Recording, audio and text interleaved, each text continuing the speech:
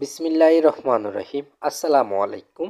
Shakib S M creation channel থেকে সবাইকে শুভেচ্ছা অভিনন্দন। গাইস, ভিডিওটা দেখে বুঝছেন আজকে আমি কি নিয়ে কথা বলবো। হ্যাঁ গাইস, আজকে কথা বলবো নতুন খামারের সপ্তম পর্ব নতুন ব্লগ ভিডিও নিয়ে। আপনাদের মাঝে আমি আজকে কথা বলবো। গাইস, আমি 1 থেকে 6 পর্যন্ত ব্লগ ভিডিও আপনাদের মাঝে আমি শেয়ার করছি। আমি কি করলাম 1 থেকে 6 ব্লগ ভিডিও নিয়ে। এটা হচ্ছে আমার সপ্তম ভিডিও, আপনাদের মাঝে আমি আজকে শেয়ার করব আমি কি করতেছি। গাইস, আলহামদুলিল্লাহ আমার নতুন খামারের কাজ আমি শুরু করতে আছি। গাইস, আগামী কালকে থেকে আমার নতুন খামারের জন্য মিস্ত্রি আসবো।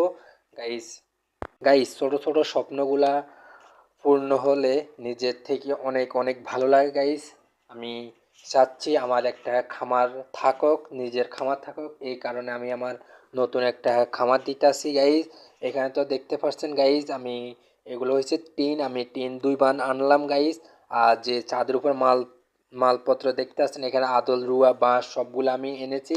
আগামীকাল থেকে আমার মিস্ত্রি আসবে, আমার নতুন খামারটা তৈরি হবে। আপনাদের মাঝে আমি সব কিছু নিয়ে শেয়ার করব।